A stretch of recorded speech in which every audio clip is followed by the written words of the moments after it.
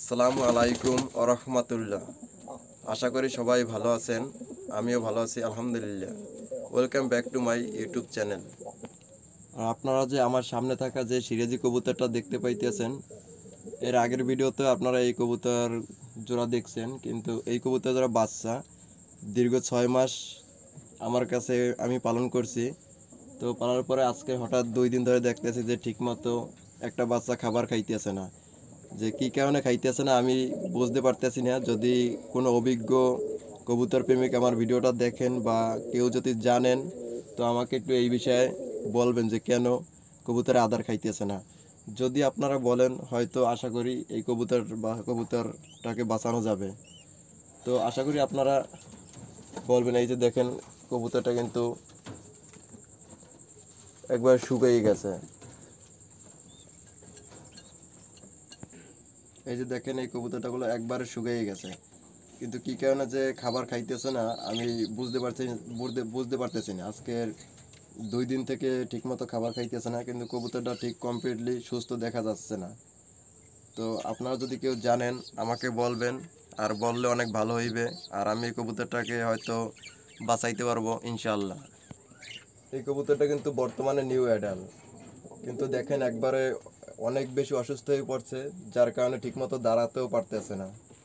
তো আপনাদের কাছে আশা করি আপনারা এই বিষয়টা একটু বললে ভালো হইবে। আর মাশাআল্লাহ, ময়ূর কবুতর জোড়া অনেক সুস্থ আছে।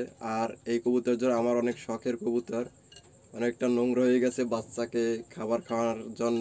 বাচ্চাকে যখন খাবার খাওয়ায়, ওই যে বাচ্চার খাবারের সময় যে পানিটা আর শরীর থেকে বের হয়ে পড়ে, ওই পানিটার কারণে কিন্তু অনেকটা নোংরা হয়ে গেছে। আর মাশাআল্লাহ, বাচ্চা জোড়া অনেক সুস্থ আছে।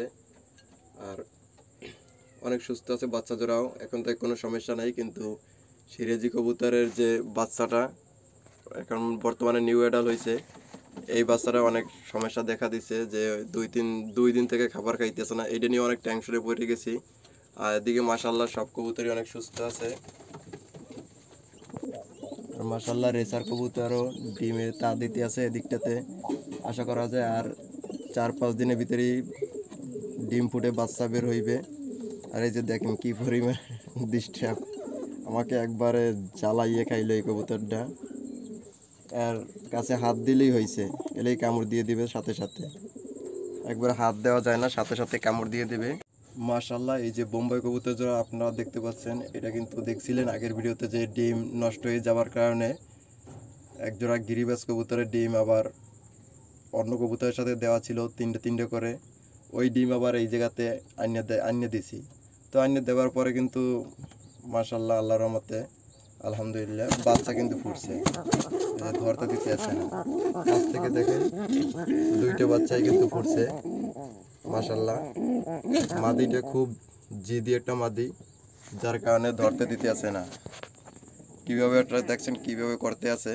যাই হোক মাশাআল্লাহ, এবার বোম্বাইয়ের ডিম নষ্ট হয়ে যাওয়ার কারণে কিন্তু গিরিবাজের ডিম দিছি। তো গিরিবাজের বাচ্চাও ফুটে গেছে মাশাআল্লাহ। আর এই দিকটাতে দেখতে দেখতে বোম্বাই কবুতরের বাচ্চাগুলো অনেক বড় হয়ে গেছে। এই যে সিরাজি কবুতরের সাথে এই বাচ্চাগুলো আনছিলাম একসাথে। তো আলহামদুলিল্লাহ এখন অনেক বড় হয়ে গেছে, নিউ অ্যাডাল্ট হয়ে গেছে।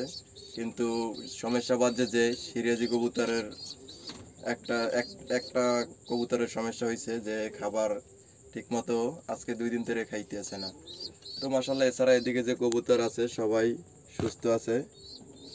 তো আপনারা দোয়া করবেন যেন সবসময় আমার কবুতরগুলো সুস্থ থাকে। আর আমি কবুতরের প্রতি অনেক পরিশ্রম করি।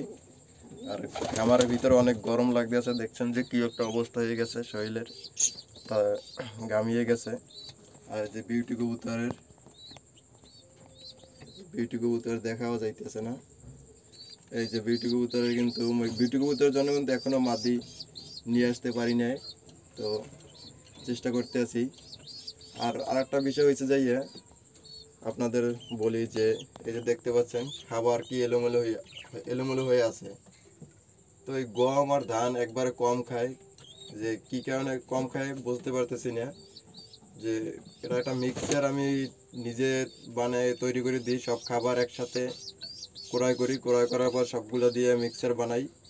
তো তারপরও গমগুলো রাখতে দেয়, গম আর ধান, আর অন্যান্য যেগুলো ডাবলি ভুট্টা ইংডা এগুলো আছে এগুলো খায়। তো এগুলো যে কী কারণে এই যে ধানগুলো যে কেন খাইতেছে না বা গম কেন খাইতেছে না বুঝতেছি না। যদি আপনারা জানেন যে ধান গম কেন খাইতেছে না, তো এই বিষয়ে একটু বলবেন যে কী কারণে ধান গম খাইতেছে না বা কীভাবে ধান গম কবুতরকে খাওয়াবো।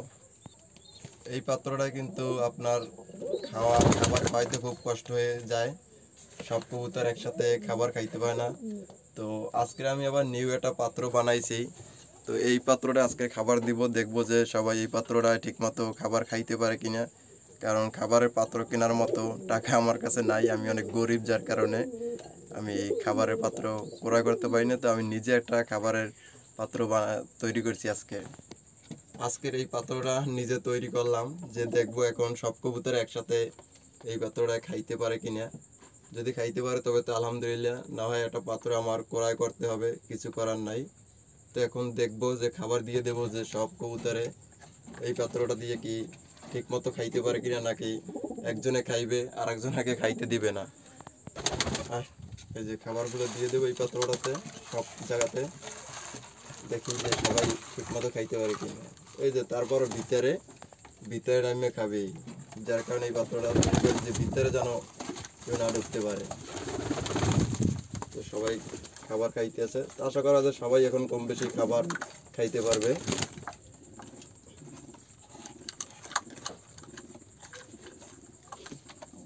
তো আজকের ভিডিও এই পর্যন্তই।